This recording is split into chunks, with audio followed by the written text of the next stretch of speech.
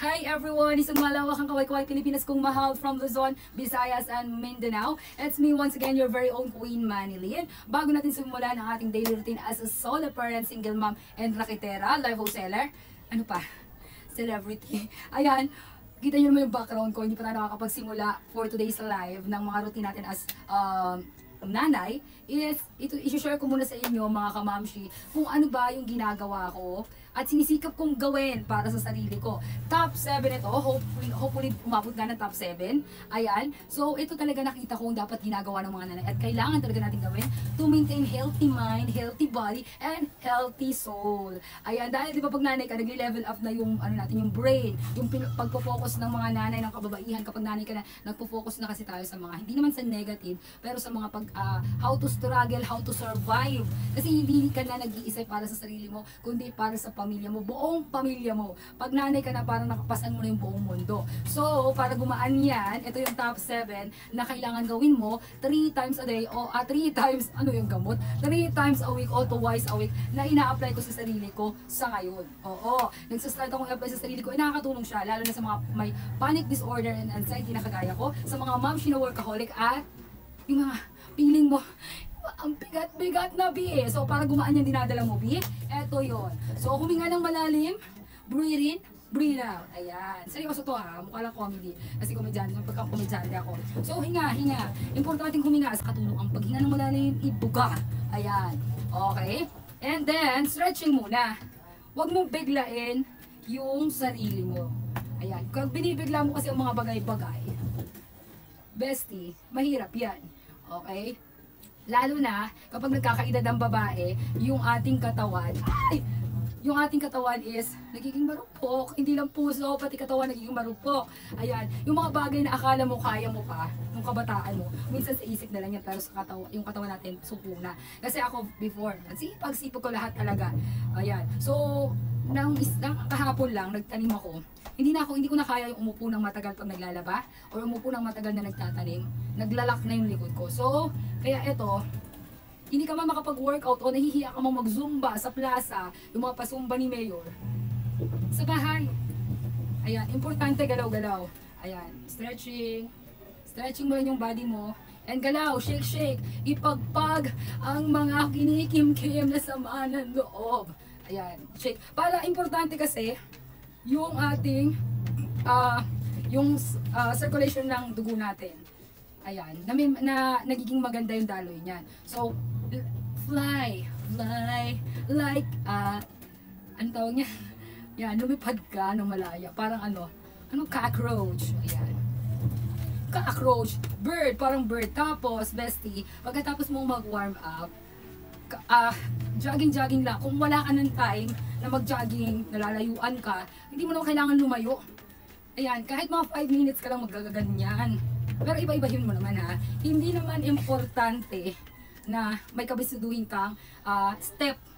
Okay? Ako, yung pag-warm up lang and then jogging na ako. And then, dahil diba, hikain ako, may sakit ako sa puso. Ayan. And lalo na ngayon, ang dami-dami nababalita na heat stroke. Kailangan, alagaan din natin yung health natin mga mamsi. Ayan. So, importante yung pagkamao, yung gigil. Ayan. Ayan. Yung gigil mo na kulang yung nirimit ng asawa mo. Ayan. Ayan. Sana all may nagre-remit, no? Ayan. So, then, ayan. 1, 2, 3, 4, 5, 6, 7, 8, 9, 10, 11, 12, 13, 14, 15, 16. 16 o 8 by 8 yan. Tapos, ayan, importante yan. Alam nyo ba, may study na yung basic na pag-stretching at pag-exercise natin is nakaka-prevent yan na magkasakit tayo ng cancer, yung mga breast cancer. Ayan. Para maganda yung daloy ng ng cells, tissue, and blood. Yan. Tsaka pag pinagpapawisan tayo, lumalabas kasi yung toxic sa katawan natin. And yung brain natin, nare-refresh. Try mo. Hindi pala kakaburito, lahat inaaway mo, mare. And then, ganyan. So, pag napagod ka, balik ka lang sa inhale. Pakawalan mo ang sama ng loob. Para mapalitan, kabigin mo yung grasya. O, di ba sarap feeling? Sabay. Inhale. Receive all the blessing ni Lord. Pagkatapos, bestie ko, ano pa ba yung naano ko? Ayan. So, pagkatapos, pwede ka na pero ito, pag hindi ka sanay, kasi, ayan, squat ka lang. Jump to squat. Straight. Kasi napapansin ko, yung likod ko, nagiging baba pa ako ba na eh. So, jump. Kahit 5-5 lang. Huwag mo biglain. Ganyan. And then, pag nakita mo may pangangalay o pagod na, huwag mo sagarin.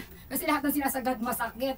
Tapos, circle sa side. 1, 2. Maganda to may music. Pero ako, hindi na ako nag-music para mas magkaintindihan tayo dito, ha? Ayan. Ayan.